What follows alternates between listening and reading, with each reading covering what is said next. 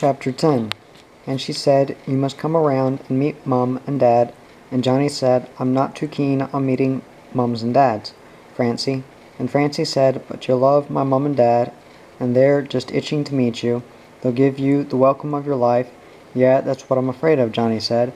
"I don't want to be made a splash over. I don't like fuss, you know." And she said, "Oh, you're too modest for your own good. I'm proud of you, and I want them to be, too.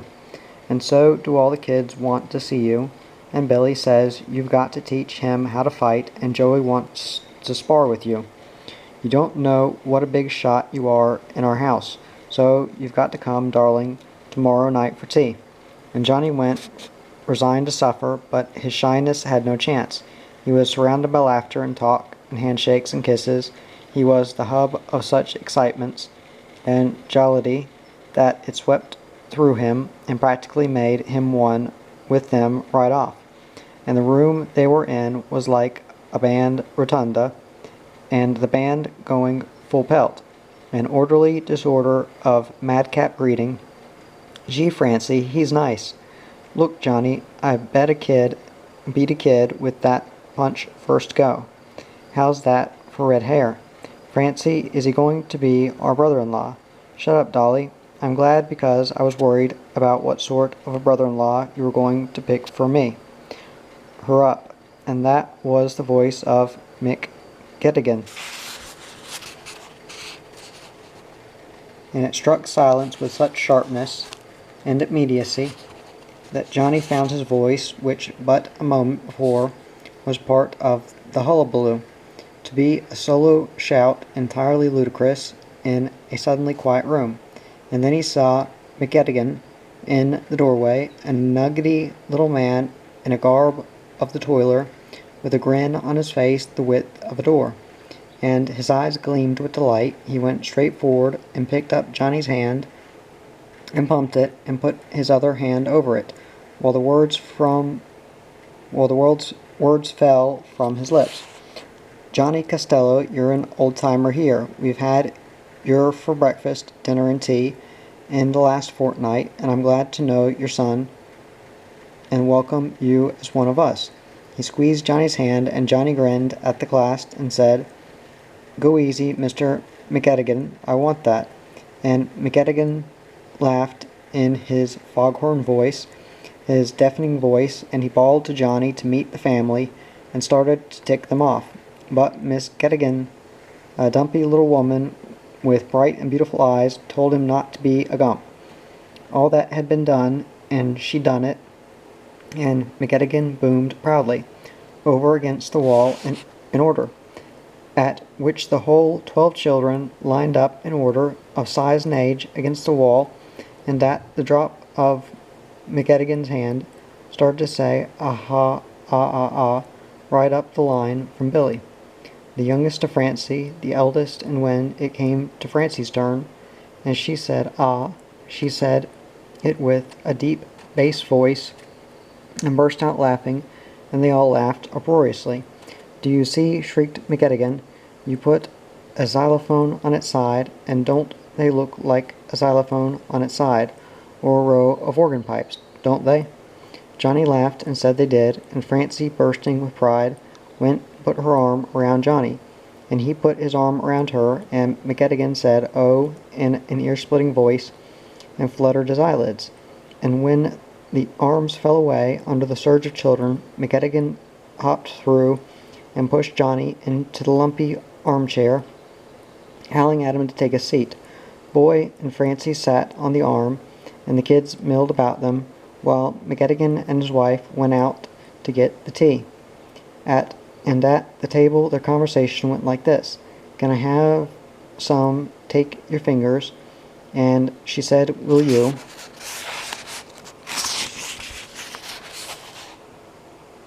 "The foota's on, and stop your snatching, the sweet little thing, and 2 bob in my pay envelope this week, and me dress mum red sails in the sunset jam, please.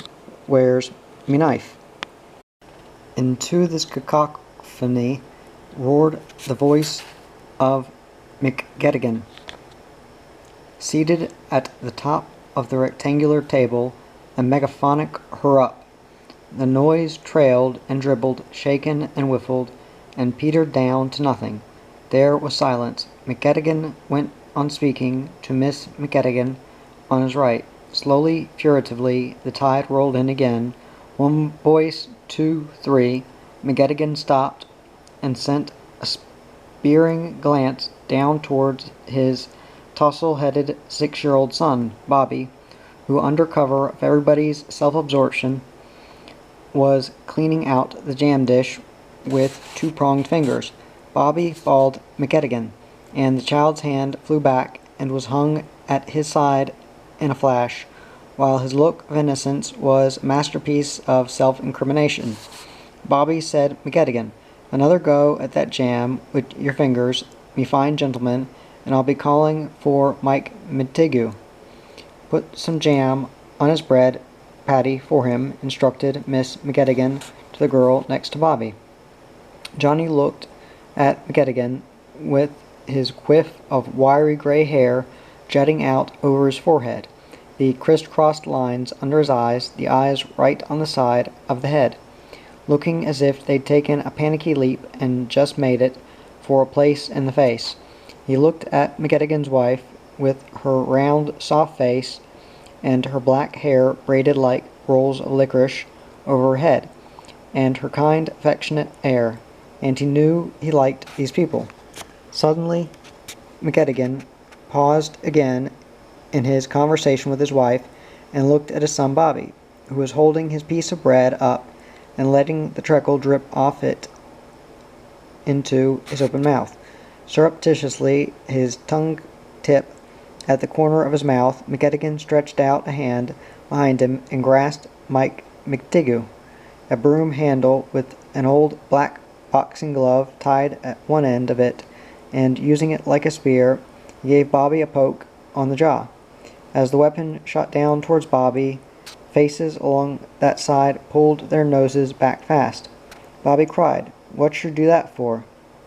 He flung his bread, chewed into a half-moon, down on the table, and blubbered, "I'll have none of that," hooted McGettigan. "I'll have men in this house pick up that bread and eat, Bobby, and stop the nonsense. Come on now." Bobby, with trembling under lip, flung out a rebellious paw, dragged the bread back across the table, grasped it like a mouth-organ, and inclined his head to meet it. And a few minutes later, McGettigan was very busy. "Now, as I was saying," said McGettigan to his wife, "if the Union gets its way, there'll not be a man in a job, and if we don't—" Sock went Mike McTigu, this time on Kevin's jaw. "Get that. It'll be a blue lookout, and no mistake. That McNally I was telling you about had the terrible boils on his, I'll tell you after." Sock on Brendan's head. "Well, he's a commo, and one of these days I'll get tired of his claptrap and ask him why he doesn't come and live in these parts and not be putting on the dog in that flesh joint Point Piper. Him being so, wallop. Much for the workers and toilers of the world, as I say. Saints alive, thought Johnny, this is going to be a lovely headache of mine when it reaches top speed. How do they do it? How do their digestions operate in such a racket? He bent his head to eat, and like a surf he heard the sound come up again, and get louder, like foreigners amuck in a market.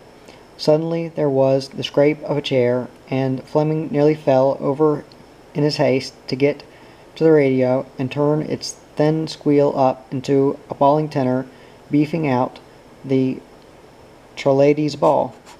Johnny expected the old man to yell immediately for peace, but McGettigan was intently talking to his wife above the row, and she was nodding, and taking advantage of the extra noise from the radio. The kids were going all out. Johnny thought he'd go crazy. Francie put her hand on his arm. He turned his eyes inwards. She laughed.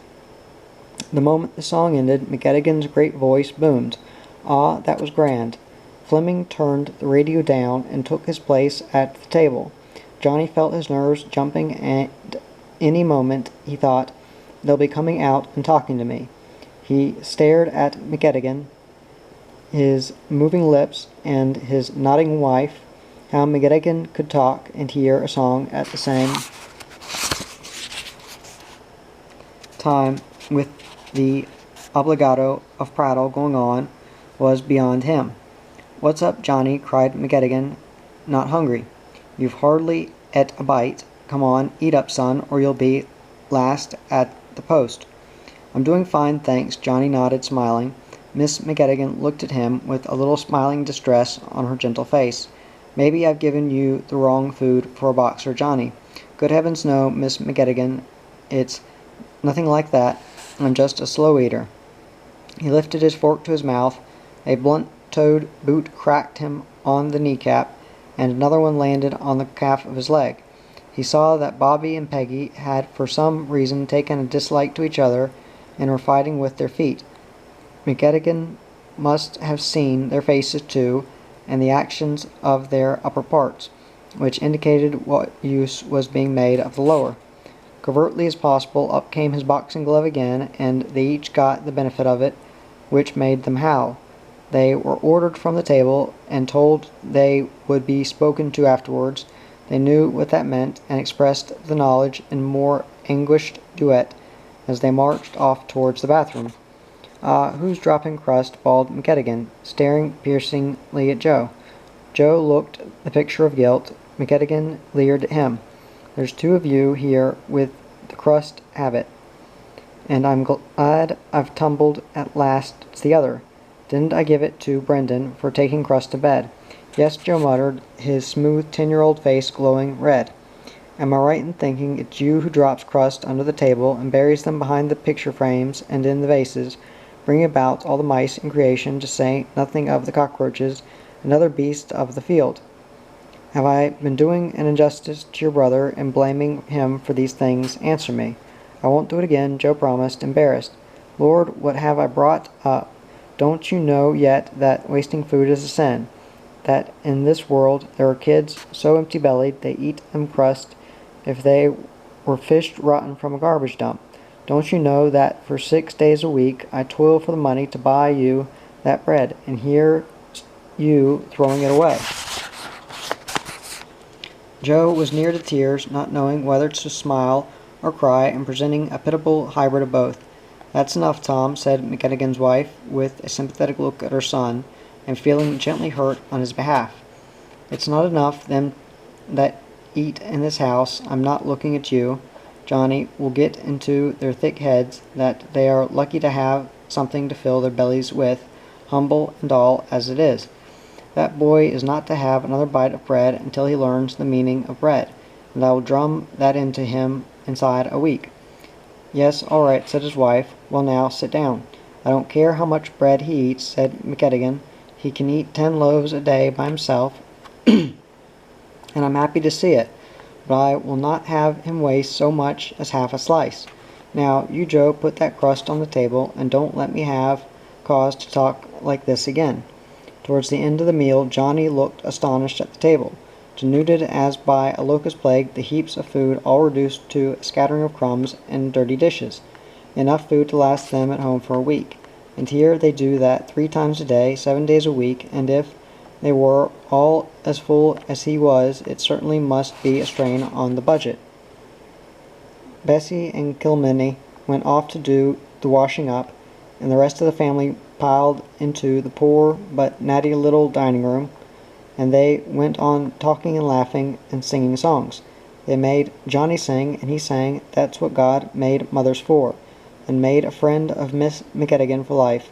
McGettigan himself boomed out Paddy McGinty's goat being Paddy, and then being the goat in a pantomime of his own. And at last Johnny said he would have to go, and Big-Eyed Francie said, "What about a little walk first?"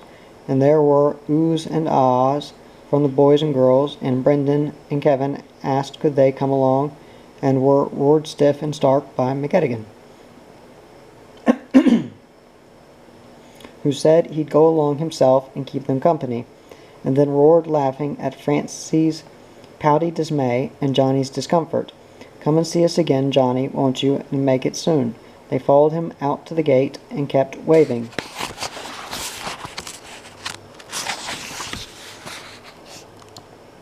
and hurrooning him off until he and Francie were well down the street.